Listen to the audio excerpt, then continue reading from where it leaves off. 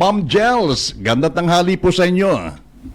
Magandang tanghali po sa inyong lahat, sa mga nakikinig sa ngayong umaga. Good morning, Sir Ferdy. Kasama po natin ngayon si Helen. Good morning, Ma'am Helen. Yes, good morning ma'am. Alam nyo, inaabangan kayo, lalo na po ng mga nagtatrabaho sa gobyerno na alam nyo naman katuwang lagi ang GSIS. Okay, Tama ma'am. po. Yes, ma'am. Okay, ma'am, nasa po natin dahil magtuloy-tuloy na po tayo sa ating mga tanungan. Ano po?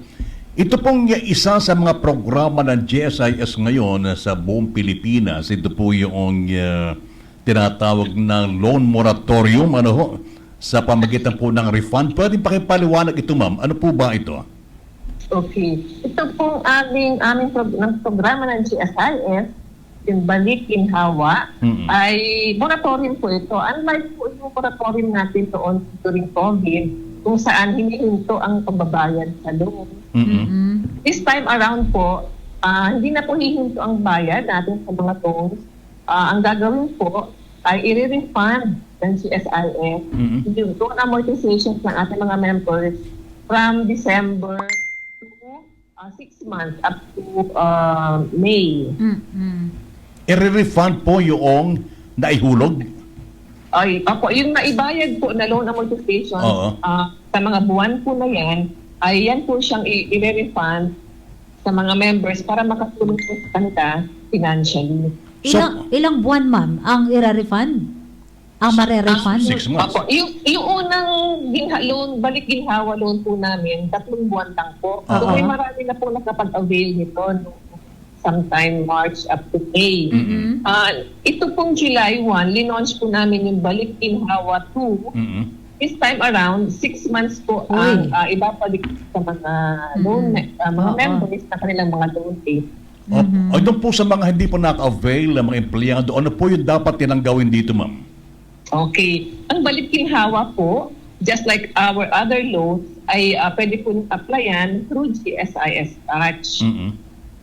Meron po doon, pipiliin lang po ng members kung anong pang loan amortization po ang gusto niyang ma-refund sa kanya ng GSIS. Okay. Now, kailangan po, sir, unang-una, dapat po may active loan ng ating member. Pangalawa, dapat po meron po silang bayad for those period na covered ng moratorium. Wala po kaming ibabalik, wala po silang payments.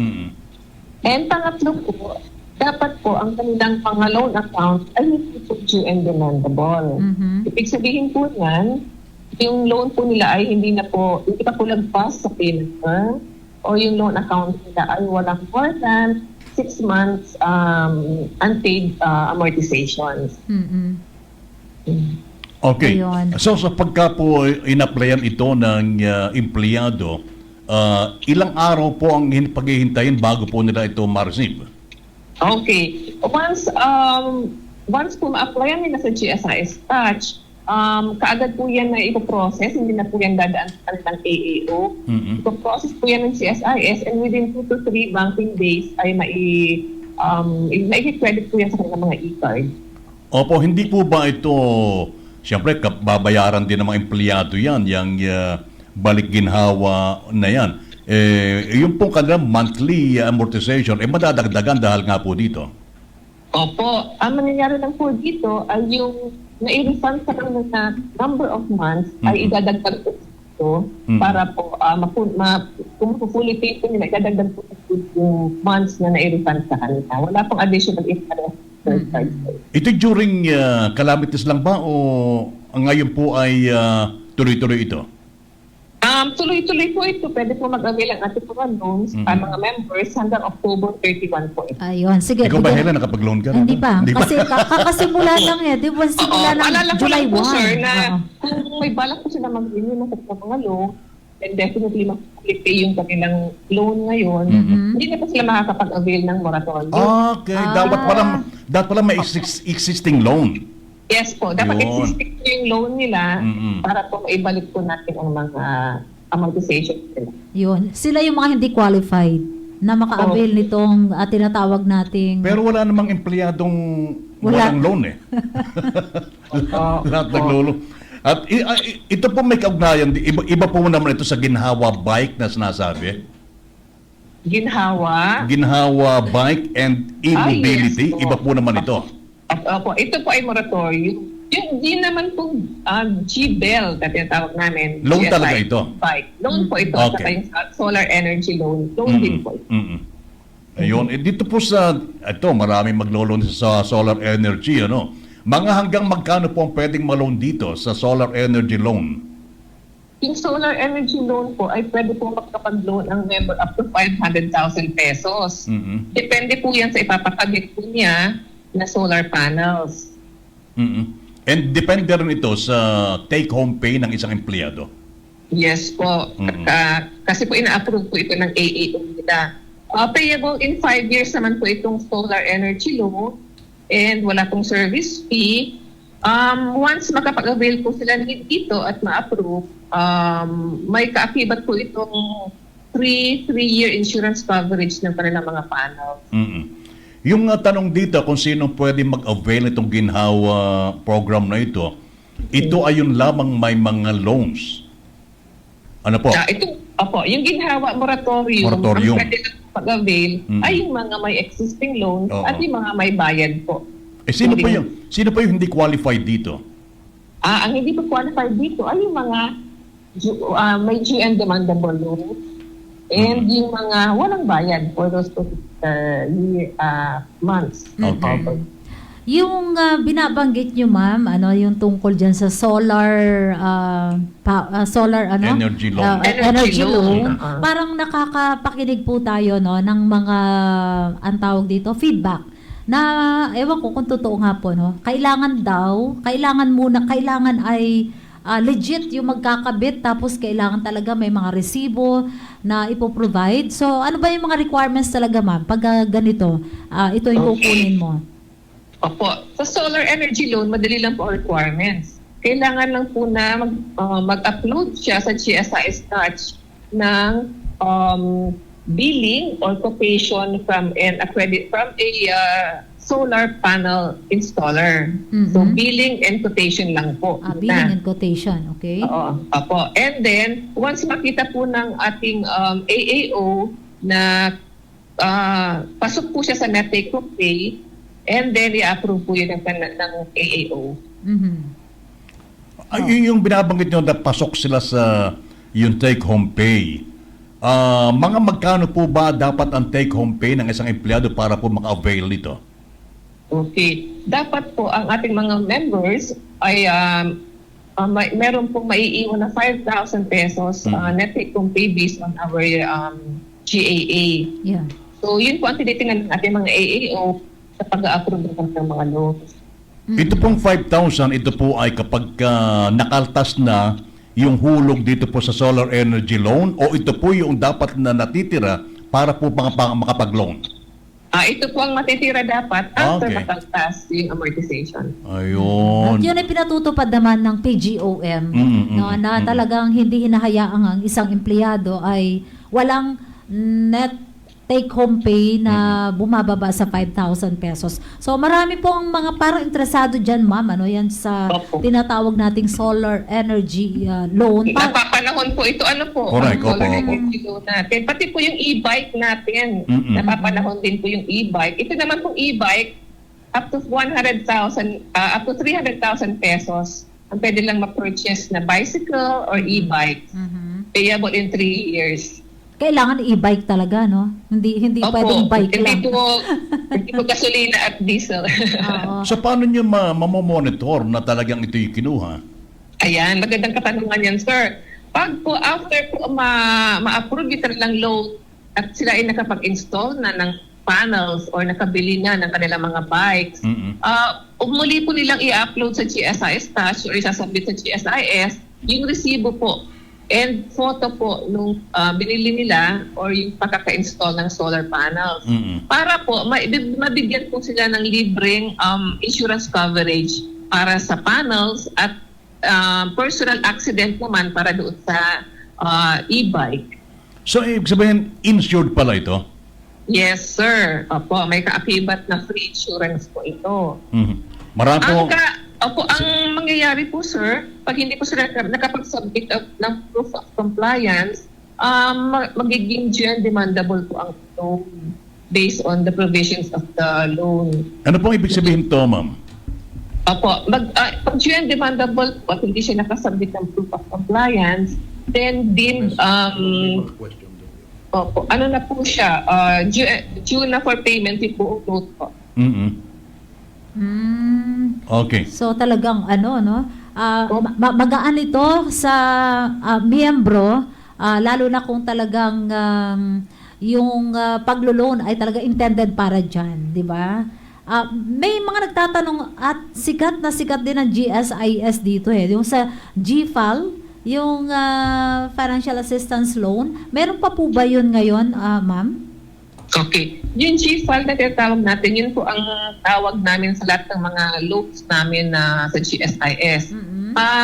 GFAL, kung ang tinatanong po siguro nila ay yung ang GFAL kasi namin ngayon na meron ay yung educational loan. Kung ang tinatanong po nila yung buyout dati po. Yes, so yung mga yung kumbaga yung pag mayroon kang utang sa ibang mga agencies ay parang babayaran o para isa na lang, parang ganun pagkakaintindi natin, ano? Isang utang na lang sa GSIS para wala nang utang sa iba pang mga government agencies. Mayroon pa bang ganyan ngayon? Meron pa bang mga ganyan ngayon, ma'am? Yes po, meron po kami tinatawag na GFAL, pero Max, ang tawag po namin ay GFAL Max. Ayun. Ibang ano na. Ibang pangalan na po, GFAL Max. Pag ang agency po ay nakipag memorandum of agreement with GSIS, and pwede po mag-apply ang kanilang mga members for GFAL Max or yung tinatawag natin na buyout. Nag-iba lang yung term pero ganun pa rin, meron pa rin ganyang ini-offer ang GSIS. May pagkakataon po ba, ma'am, na may mga empleyado na hindi nakakabayad on time ng kanilang mga loans? Hindi po. Ang mga members po kasi Sabagay, kinakaltas agad sa sweldo ito eh. Yes, oo. Kinakaltas po kaagad yun ng mga ahensya bago sila mag-limit every month. Ayun. So, ang atin namang mga AAO ay naka-monitor sa kanilang mga payment. Opo. Ma'am, what is your personal opinion about dito sa lowering of retirement age of 56 yata o di nagkakamali? Wala pa naman po tayong Hindi Wala pa naman. Pinag-uusapan pa lang. Pero right now po kasi sir, di ba, kailangan po age 60 kayo para makapag-pension sa GSIS. Yeah. Now, if we lower the age of retirement, then may epekto po yan sa ating pension fund. So definitely the GSIS will respond to that pag yun pa in-approve. Oo, dahil as nasabi niba, pagka na-approve yan, maapektuhan yung kanilang pension, tsaka yung kanilang tawag dito, yung length of service. Tama po ba yan, ma'am? Yes po, tama po yan. Tama yan. Opo. Ay, paano po itong kasi yung ilan sa mga empleyado rin natin dito, kasi alam natin, para ikaw ma-qualified sa pension, Helen, dapat at least 15 years in service. Halimbawa, ma'am, hindi po umabot ng 15 years yung servisyo. Halimbawa, 12 or 13 years or 14 years, paano dapat gawin para sila maka-avail at maging qualified sa pension? Okay. Ang qualification po sa pension is 15 years total length of service. So regardless po yan kung ano appointment, casual, temporary, or permanent. Now, kung sadyang talagang less than 15 years lang po talaga ang na-render niya sa government service, at meron naman po siyang private na hulog sa SSS. Okay. Pwede po nating i-avail yung portability loan. Idadagdag yung hulog sa SSS papunta sa GSIS.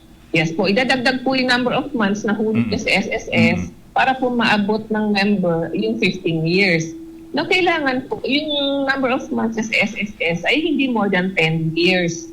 Kasi po, pag nakapag 10 years na siya nahulog sa SSS, entitled na po siya. Yun, correct. Opo. Pagka hindi na po siya pwede pag-isama. Yes, kasi kapag nag-120 months ka na nahulog sa SSS, ikaw ay subject for pension na sa SSS. Kaya hindi ka na-qualify, hindi na ito qualified para idagdag sa GSIS. Tama po, sir. Halimbawa, ma'am, 100 months pa lang, wala pang 120 months, wala pang 10 years. Pero yung bang GSIS, mayroon bang certain years in service para ito madagdag? Halimbawa, 8 years lang na nagtrabaho sa gobyerno, pero sa SSS ay medyo matagal. Pwede po ba yun? For as long as less than 10 years, Okay. pwede po ipag-merge yung dalawa para po mag-qualify siya sa GSIS na pension. Okay. Hindi pala maganda, Helen, na buuin mo ng 10 years SSS kung ikaw may plano mag-GSIS, ano? Lalo na kung alam mong bitin Oo, ang iyong length of service. May Correct. tanong dito, Ma'am Jels. Dito sa pinag-uusapan daw po natin na balik ginhawa loan. 2 years na lang, magre-retire na siya. Siya daw po ba ay qualified pa rin na napakinggan niya 5 years to pay? Definitely po qualified naman po siya, lalo pa nga may pangangailangan siya. Anyway po, pag nag-retire siya, ibabawas naman po yung total principal ng kanyang. Okay. Yung po mga retirees Pwede pa rin. pwede? Yung mga Pwede retirees, pwede rin. Yes po. Yung retired na po. Retirees? Oo. Yung mga Yan. pensyado. Oh, Ha? kasi may pension naman eh. Pwede ba yun, ma'am? Maganda yung tanong niyo, sir. Kasi po kasama po dito sa Ginhawa Loan Program namin ang mga pensioners na may Okay. pension loan. Nakahiga naman. Kung may pension loan siya, Oo. Oo. na mag-avail dito po, pwede naman po. So qualified naman pala. Retirees, 2 years bago mag-retire. Ano naman pala, pasok naman. Oo. Qualified naman pala. Yung pong, nagtatanong din lahat ng mga listeners and viewers, ma'am, saan ba i-base yung pension supposed to be ng isang empleyado? Halimbawa, na-promote siya 2 years before ng kanyang retirement.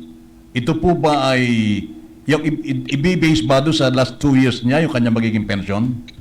Opo. Ang pension po ng GSIS ay nakabase po sa last 3 years Okay. Last 3 average years. monthly compensation. So may bearing po kung meron tayong mga increases sa last 3 years natin kasi doon po ang basehan ng ating monthly pension. Aside from yung number of years in service po. Paano kung last 2 years ng kanyang pag-retire, doon siya nagkaroon ng increase? So, paano nyo i-compute yun, ma'am? Wala na. Hindi kasi... Average po. I-average po yung yung salary three. niya for the last 3 years. So Last basta 3 years. basta ang pagbabasyahan ay last 3 years. Ngayon, dito sa last 2 years, sabi ko, dito nagkaroon ng pag-increase. So ganun pa rin, i-average pa rin tatlo. Yung last 3 years pa rin. Oo. Yung 2 years Opo, hindi yes, na. sir. Yun. Yes, oo. sir. Ano ma'am yung kalimitan nagiging problema ng mga empleyado na nilalapit sa inyong tanggapan? Karamihan ng mga concerns lang naman po ay yung mga dati pa pong mga unpaid premiums. Karamihan po yan dahil gusto po nila, nakikita po nila sa GSIS Touch kung ano yung mga months na wala, may mga kulang silang bayad or mga months na walang bayad.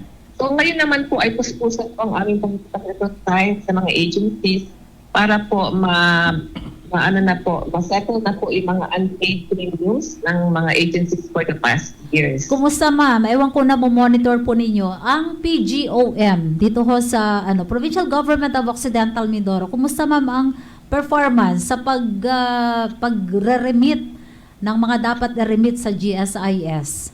Opo, masigasig po ang mga ahensya dito sa Occidental Mindoro sa pag-pagpapaya sa amin. They reach out to us po.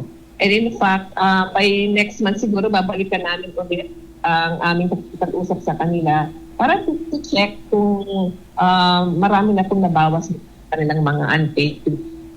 Opo, kayo po ba yung nagagawin ng Occidental Mindoro, ma'am? Yes po, nagpupunta po ako sa, nakarating na po ako sa Mamburao and sa Blayan. But I have to visit pa San Jose soon. Oh, you have to visit San Jose, ma'am, para Magkita-kita tayo. magkita tayo ng personal. Yes po, sir. Yes, definitely, sir. Ma'am, may tanong din dito, kasi may pagkakataon kasi na mga empleyado ay nakapag-loan. Halimbawa, siya ay last 5 years in service. Pero nakapag-loan siya ng 6 years or 7 years. Ano pang mangyayari rito? Siya retired na pero may huhulugan pa. Oh, okay. Kung yung pong kanyang loan term ay beyond the retirement date na, ibabawas po yung balance ng kanyang loan and ang interest po ay maghihinto na on the day na nag-retire siya. Damat na nag-retire. Mm-mm. Okay. So, maaari rin po yun once the member retires o separates from the service. Kung ano po yung loan balance ng pala niya, ay siya yung ibabawas sa kanyang mga benefits. Okay. Ma'am, may ano po dito, no? May nag-text po dito. Paki-elaborate daw po, no? Parang napakinggan niya kanina sa inyo na ang refund ay direktang i-credit sa inyong GSIS member bank account at hindi sa inyong payroll account. Paki-elaborate nga po yan, pakilinaw po. Tama po yan. Lahat po ng mga benefits or payout ng GSIS ay napupunta po sa e-card account ng ating mga members. So sa Balik-Ginhawa 2, makikredit po yan sa e-card ng member once ma-process po. Hindi po sa payroll. Ayun. Kaya mahalagang ang bawat miyembro ng GSIS ay merong apps. Meron Touch, tayong GSIS Touch. GSIS Touch. Na may kanya-kanya. Oo, napakamahalaga. Napakahalaga po naman. Opo. Para updated tayo, Tsaka no? makikita mo rin kung ano pa yung pwede mong loanan eh. At nakikita mo rin kung ilan pa yung utang mo doon. Eh halimbawa, ma'am, Nandiyan pa ba si ma'am? yes, may existing loans pa. Tapos, nadeklara na under calamity yung ating lalawigan, siya ba'y qualified pa rin na mag-loan kahit na siya may existing loan? Yes, sir. Kasi i-check naman po ng ating AAO kung kaya po na Ayun. yung monthly amortization of emergency loan. Basta lagi nakasalara ito sa kung magkano yung take-home pay na natitira. Tama po, sir. Okay. Siguro ma'am, maganda rin na ibahagi nyo sa amin ngayon yung mga pinakamahalagang paalaala ng GSIS sa mga nais mag-avail ng Balik-Ginhawa 2.